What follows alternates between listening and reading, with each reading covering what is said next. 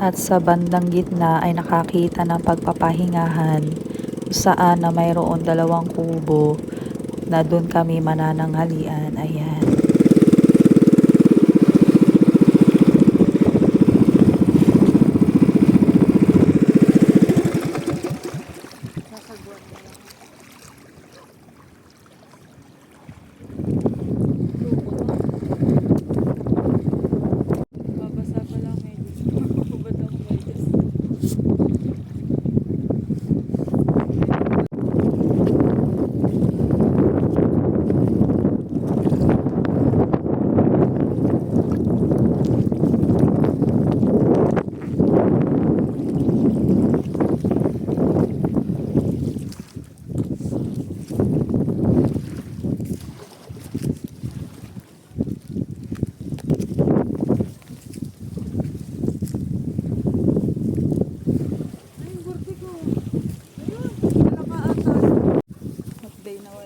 So, ayun po ang aming eksena.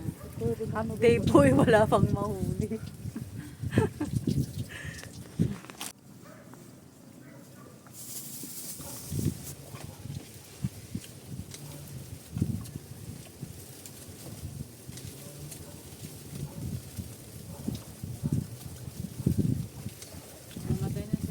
At ito nga, saktong alas 12, ito na ang aming tanghalian. Ayan. At kahit daw mga alas 2 daw kami pumalaot para mamingwit uli na baka sakali na mayroon na kaming mahuli. Ayan. At dito nga sa pwesto namin ay bukod sa malamig na ay mahangin, kaya yung aming camera ay medyo malikot-likot dito. Ayan.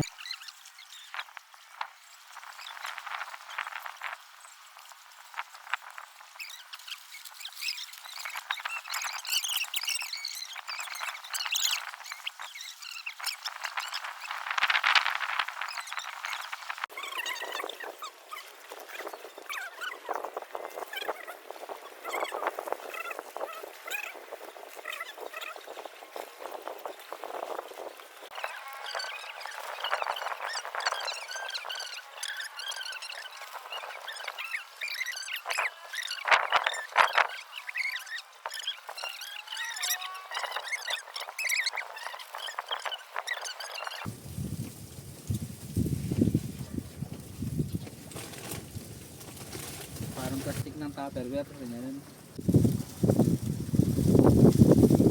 Pinabigat lang ako ng power bank na yun. Halakin mo isa.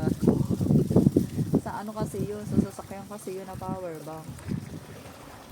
Dahil nga sa mabilisang oras, kaya ito pumalaot na naman kami. At baka sakali na talagang may mahuli na kaming isda. Ayan.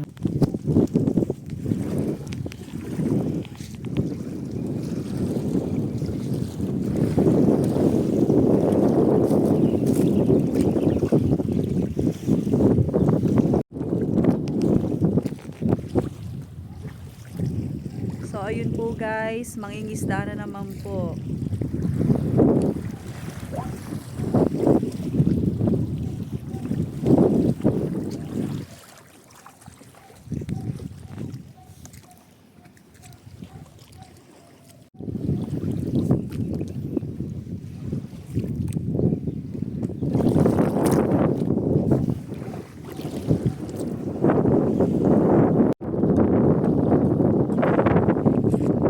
Sabi ni Graciana dito, Bordigs, lapit tayo sa may kalabaw. Ayan. At nang makalapit na kami, ay sabi ni Bordigs ay magpaalam na kayo at tayo ay papalaot na. Ayan.